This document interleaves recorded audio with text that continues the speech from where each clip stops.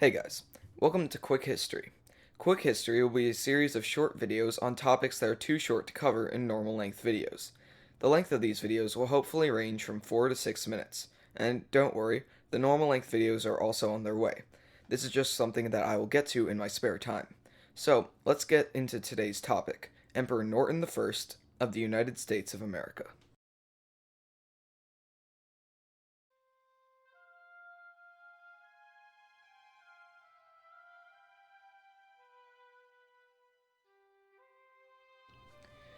Joshua Abraham Norton was born in London, England in either 1818 or 1819. Sources differ on the subject.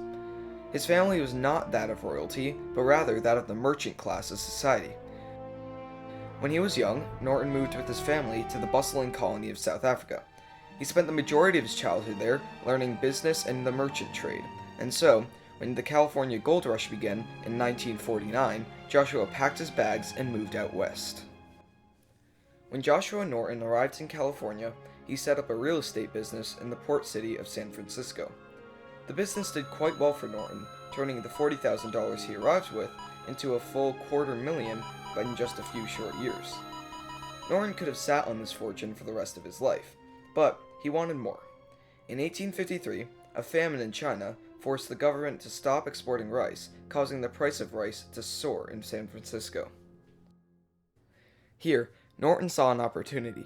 He bought hundreds of thousands of dollars worth of rice from Peru, and he planned to sell it at a massive markup in San Francisco.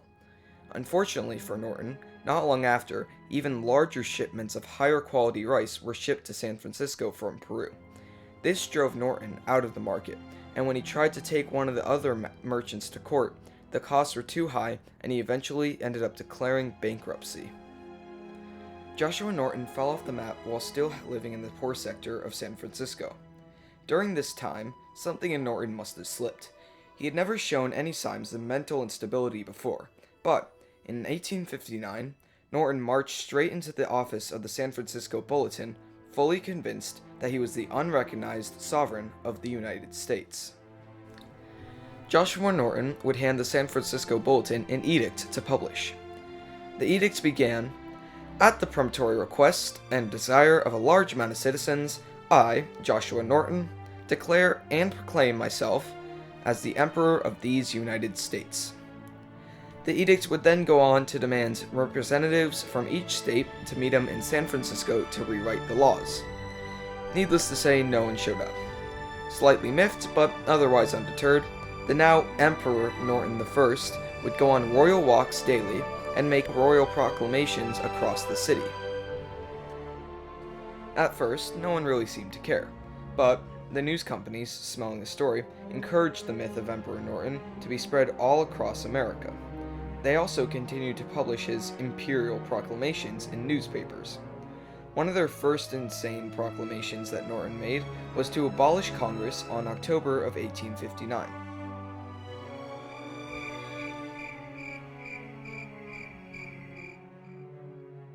Once again, no one in power actually cared.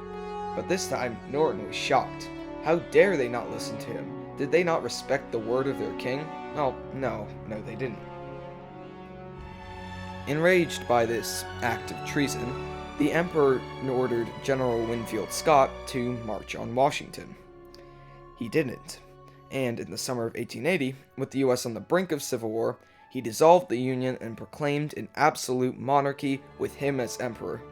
This time the people listened. They marched on Washington, overthrew the corrupt democracy, and replaced him with Norton on the throne. There, standing before his people, he made the most impassionate speech, unifying the country, and I'm just kidding. No one actually paid attention to the self-proclaimed monarch kicking around in the poor slums of San Francisco. After the Civil War was over, the press turned back to Norton. His popularity once again soared, and he became a sort of mascot for the city of San Francisco. Dolls of the emperor could be found in souvenir shops. Train companies let him ride free of charge. A printing company even started printing a new currency for the empire, and people even began paying him royal taxes. This last one was really because he was still dirt poor living in the slums and really needed some place to go. At one point, a police officer arrested the emperor on charges of lunacy, but when the city exploded in outrage, they were forced to let him go. And from then on, the San Francisco police would be made to salute the emperor whenever he passed by. As his life wore on, the emperor continued to make edicts.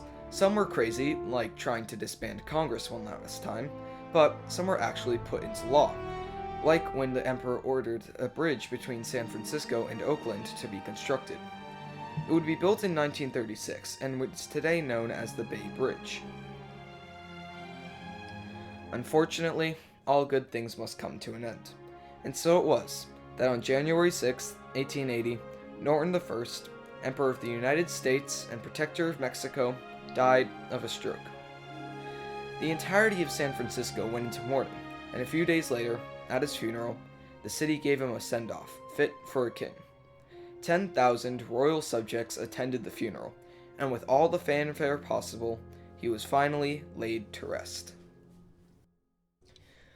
I actually quite enjoyed making this episode, and I think I'll make other quick histories like it in the future.